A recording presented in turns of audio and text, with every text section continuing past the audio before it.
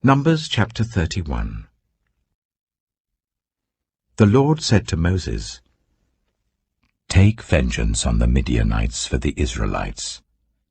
After that you will be gathered to your people."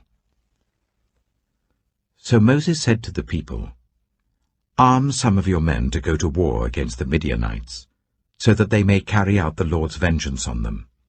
Send into battle 1,000 men from each of the tribes of Israel."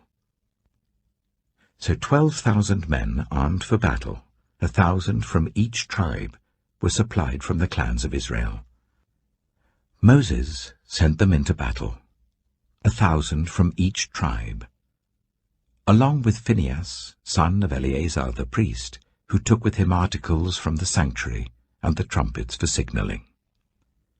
They fought against Midian, as the Lord commanded Moses, and killed every man.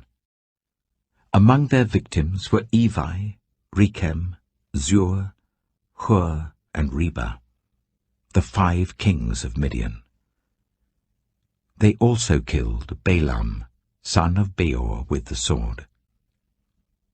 The Israelites captured the Midianite women and children, and took all the Midianite herds, flocks, and goods as plunder. They burned all the towns where the Midianites had settled, as well as all their camps. They took all the plunder and spoils, including the people and animals, and brought the captives, spoils, and plunder to Moses and Eleazar the priest, and the Israelite assembly at their camp on the plains of Moab, by the Jordan opposite Jericho. Moses, Eleazar the priest, and all the leaders of the community went to meet them outside the camp. Moses was angry with the officers of the army, the commanders of thousands and commanders of hundreds, who returned from the battle. "Have you allowed all the women to live?" he asked them. They were the ones who followed Balaam's advice and enticed the Israelites to be unfaithful to the Lord in the Peor incident, so that a plague struck the Lord's people. Now kill all the boys, and kill every woman who has slept with a man, but save for yourselves every girl who has never slept with a man. Anyone who has killed someone, or touched someone who was killed, must stay outside the camp 7 days. On the 3rd and 7th days you must purify yourselves and your captives. Purify every garment as well as everything made of leather, goat hair, or wood." Then Eleazar the priest said to the soldiers who had gone into battle, "This is what is required by the law that the Lord gave Moses. Gold, silver, bronze, iron, tin, lead, and anything else that can withstand fire must be put through the fire, and then it will be clean. But it must also be purified with the water of cleansing. And whatever cannot withstand fire must be put through that water. On the 7th day wash your clothes, and you will be clean. Then you may come into the camp." The Lord said to Moses, "You and Eleazar the priest, and the family heads of the community, are to count all the people and animals that were captured. Divide the spoils equally between the soldiers who took part in the battle and the rest of the community. From the soldiers who fought in the battle, set apart as tribute for the Lord 1 out of every 500, whether people, cattle, donkeys, or sheep. Take this tribute from their half-share, and give it to Eleazar the priest as the Lord's part. From the Israelites' half, select 1 out of every 50, whether people, cattle, donkeys, sheep, or other animals. Give them to the Levites, who are responsible for the care of the Lord's tabernacle." So Moses and Eleazar the priest did as the Lord commanded Moses. The plunder remaining from the spoils that the soldiers took was 675,000 sheep, 72,000 cattle, 61,000 donkeys, and 32,000 women who had never slept with a man. The half-share of those who fought in the battle was 337,500 sheep, of which the tribute for the Lord was 675. 36,000 cattle, of which the tribute for the Lord was 72. 30,500 donkeys, of which the tribute for the Lord was 61. 16,000 people, of whom the tribute for the Lord was 32. Moses gave the tribute to Eleazar the priest as the Lord's part, as the Lord commanded Moses. The half belonging to the Israelites, which Moses set apart from that of the fighting men, the community's half, was 337,500 sheep, 36,000 cattle, 30,500 donkeys, and 16,000 people. From the Israelites' half, Moses selected 1 out of every 50 people and animals, as the Lord commanded him, and gave them to the Levites who were responsible for the care of the Lord's tabernacle. Then the officers who were over the units of the army, the commanders of thousands and commanders of hundreds, went to Moses and said to him, "Your servants have counted the soldiers under our command, and not one is missing. So we have brought as an offering to the Lord the gold articles each of us acquired, armlets, bracelets, signet rings, earrings, and necklaces, to make atonement for ourselves before the Lord."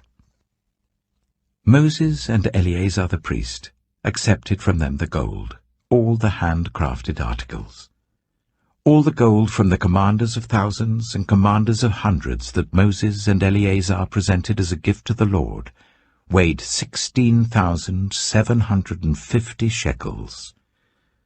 Each soldier had taken plunder for himself. Moses and Eleazar the priest accepted the gold from the commanders of thousands and commanders of hundreds, and brought it into the tent of meeting as a memorial for the Israelites before the Lord. Numbers chapter 32. The Reubenites and Gadites, who had very large herds and flocks, saw that the lands of Jazer and Gilead were suitable for livestock. So they came to Moses and Eleazar the priest, and to the leaders of the community, and said, "Ataroth, Dibon, Jazer, Nimrah, Heshbon, Elealeh, Sebam, Nebo, and Beon, the land the Lord subdued before the people of Israel, are suitable for livestock, and your servants have livestock. If we have found favor in your eyes," they said, "let this land be given to your servants as our possession. Do not make us cross the Jordan." Moses said to the Gadites and Reubenites, "Should your fellow Israelites go to war, while you sit here? Why do you discourage the Israelites from crossing over into the land the Lord has given them? This is what your fathers did when I sent them from Kadesh Barnea to look over the land. After they went up to the valley of Eshcol and viewed the land, they discouraged the Israelites from entering the land the Lord had given them. The Lord's anger was aroused that day, and he swore this oath: because they have not followed me wholeheartedly, not one of those who were 20 years old or more when they came up out of Egypt will see the land I promised on oath to Abraham, Isaac, and Jacob, not one, except Caleb, son of Jephunneh, the Kenizzite, and Joshua, son of Nun, for they followed the Lord wholeheartedly." The Lord's anger burned against Israel, and he made them wander in the wilderness for 40 years, until the whole generation of those who had done evil in his sight was gone. And here you are, a brood of sinners, standing in the place of your fathers and making the Lord even more angry with Israel. If you turn away from following him, he will again leave all this people in the wilderness, and you will be the cause of their destruction. Then they came up to him and said, "We would like to build pens here for our livestock and cities for our women and children. But we will arm ourselves for battle and go ahead of the Israelites until we have brought them to their place. Meanwhile our women and children will live in fortified cities, for protection from the inhabitants of the land. We will not return to our homes until each of the Israelites has received their inheritance. We will not receive any inheritance with them on the other side of the Jordan, because our inheritance has come to us on the east side of the Jordan." Then Moses said to them, If you will do this, if you will arm yourselves before the Lord for battle, and if all of you who are armed cross over the Jordan before the Lord until he has driven his enemies out before him, then when the land is subdued before the Lord, you may return and be free from your obligation to the Lord and to Israel, and this land will be your possession before the Lord.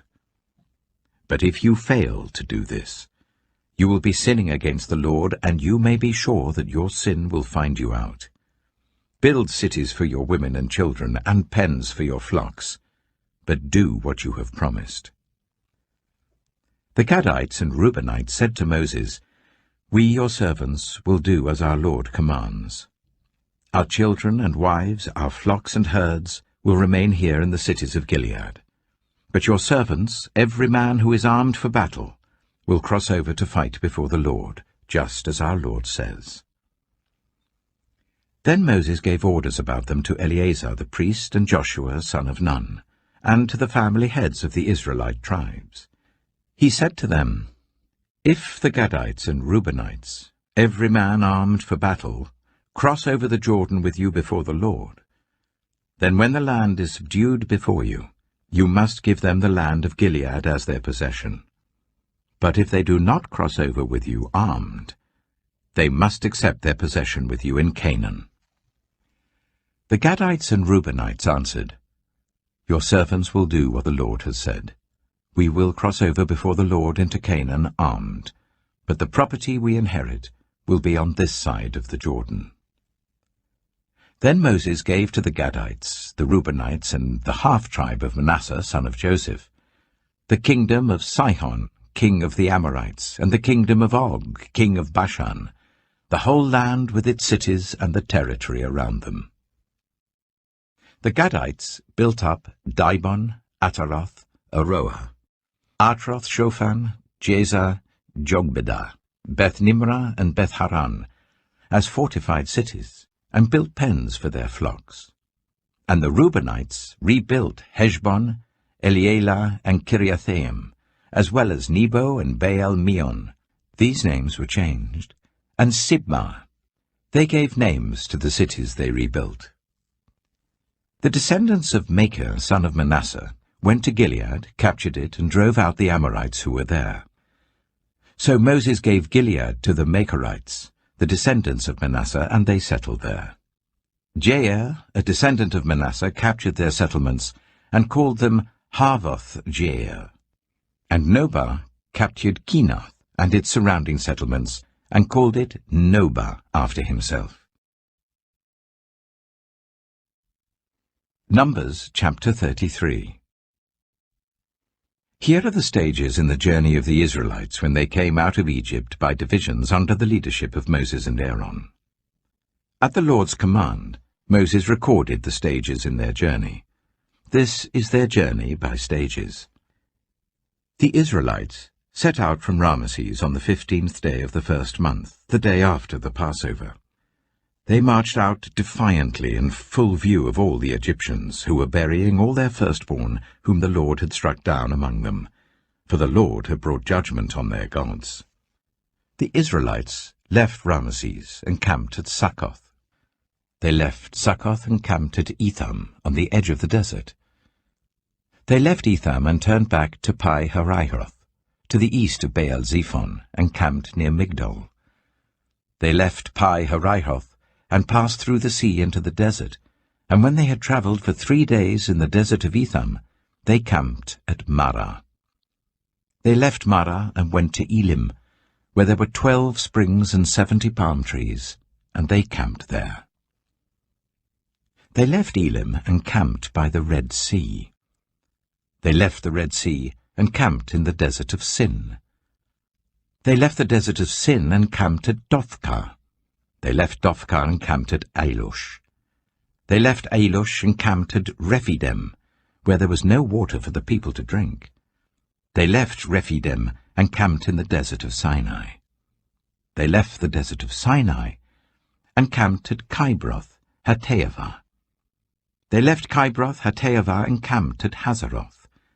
They left Hazeroth and camped at Rithmah. They left Rithmah and camped at Rimmon-Perez. They left Rimmon-Perez and camped at Libnah. They left Libnah and camped at Rissah. They left Rissah and camped at Kihaleath. They left Kihaleath and camped at Mount Shepher. They left Mount Shepher and camped at Haredah. They left Haredah and camped at Makheloth. They left Makheloth and camped at Teath. They left Teath and camped at Tirah. They left Tirah and camped at Mithkah. They left Mithkah and camped at Hashmonah. They left Hashmonah and camped at Moseroth. They left Moseroth and camped at Bene-Jaakan. They left Bene-Jaakan and camped at Hor-Haggidgad. They left Hor-Haggidgad and camped at Jothbathah. They left Jothbathah and camped at Abronah. They left Abronah and camped at Ezion-Geber. They left Ezion-Geber and camped at Kadesh in the desert of Zin. They left Kadesh and camped at Mount Hor on the border of Edom. At the Lord's command, Aaron the priest went up Mount Hor, where he died on the first day of the 5th month of the 40th year, after the Israelites came out of Egypt. Aaron was 123 years old when he died on Mount Hor. The Canaanite king of Arad, who lived in Negev of Canaan, heard that the Israelites were coming.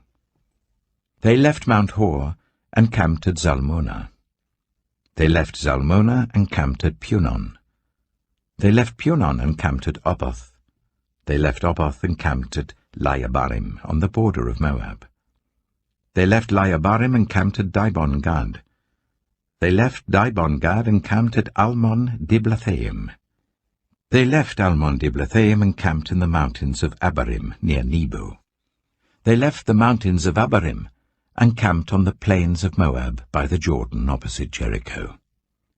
There, on the plains of Moab, they camped along the Jordan from Beth-Jeshimoth to Abel-Shittim. On the plains of Moab by the Jordan opposite Jericho, the Lord said to Moses, "Speak to the Israelites and say to them, when you cross the Jordan into Canaan, drive out all the inhabitants of the land before you.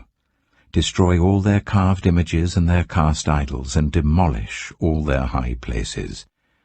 Take possession of the land, and settle in it, for I have given you the land to possess. Distribute the land by lot according to your clans. To a larger group give a larger inheritance, and to a smaller group a smaller one. Whatever falls to them by lot will be theirs. Distribute it according to your ancestral tribes. But if you do not drive out the inhabitants of the land, those you allow to remain will become barbs in your eyes and thorns in your sides. They will give you trouble in the land where you live, and then I will do to you what I plan to do to them." Numbers chapter 34. The Lord said to Moses, "Command the Israelites and say to them, when you enter Canaan, the land that will be allotted to you as an inheritance is to have these boundaries. Your southern side will include some of the desert of Zin along the border of Edom. Your southern boundary will start in the east from the southern end of the Dead Sea, cross south of Scorpion Pass, continue on to Zin, and go south of Kadesh Barnea. Then it will go to Hazar Adar, and over to Asmon, where it will turn, join the Wadi of Egypt, and end at the Mediterranean Sea. Your western boundary will be the coast of the Mediterranean Sea. This will be your boundary on the west. For your northern boundary, run a line from the Mediterranean Sea to Mount Hor, and from Mount Hor to Lebo-Hamath. Then the boundary will go to Zedad, continue to Ziphron, and end at Hazar-Enan. This will be your boundary on the north. For your eastern boundary, run a line from Hazar-Enan to Shepham. The boundary will go from Shepham to Riblah on the east side of Ain, and continue along the slopes east of the Sea of Galilee. Then the boundary will go down along the Jordan and end at the Dead Sea. This will be your land, with its boundaries on every side." Moses commanded the Israelites, Assign this land by lot as an inheritance. The Lord has ordered that it be given to the 9½ tribes, because the families of the tribe of Reuben, the tribe of Gad, and the half-tribe of Manasseh have received their inheritance.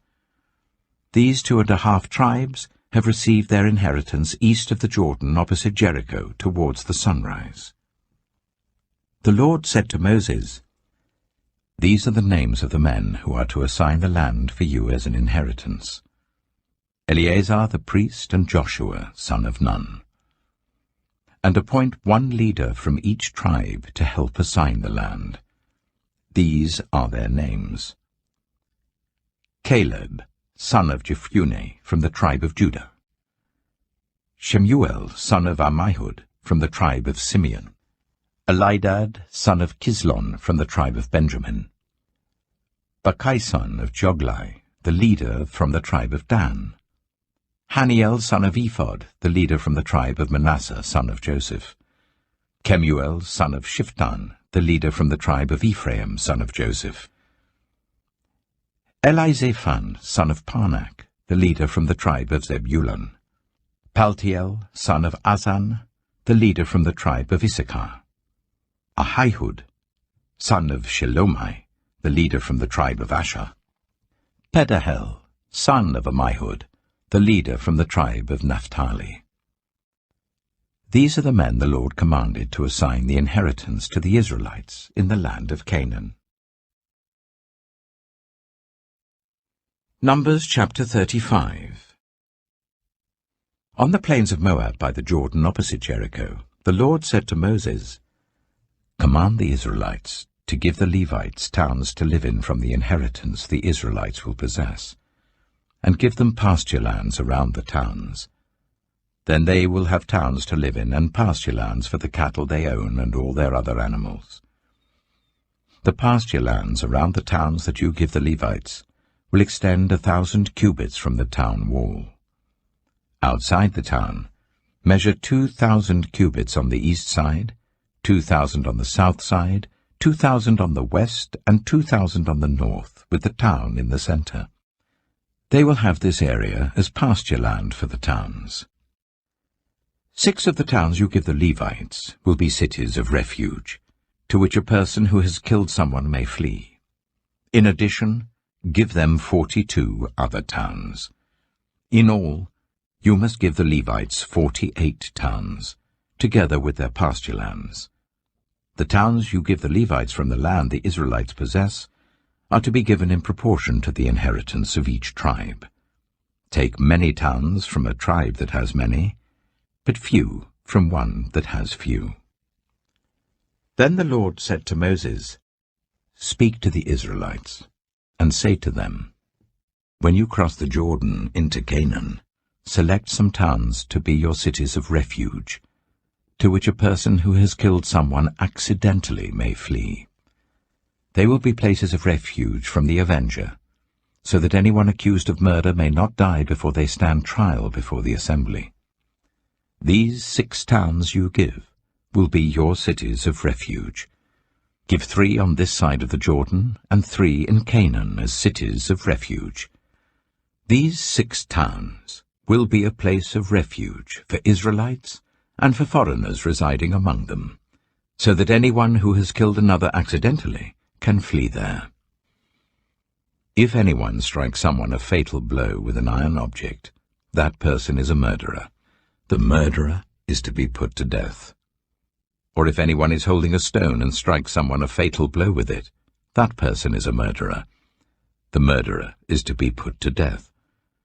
Or if anyone is holding a wooden object and strikes someone a fatal blow with it, that person is a murderer. The murderer is to be put to death. The avenger of blood shall put the murderer to death. When the avenger comes upon the murderer, the avenger shall put the murderer to death. If anyone with malice aforethought pushes another, or throws something at them intentionally so that they die, or if out of enmity one person hits another with their fist so that the other dies, that person is to be put to death.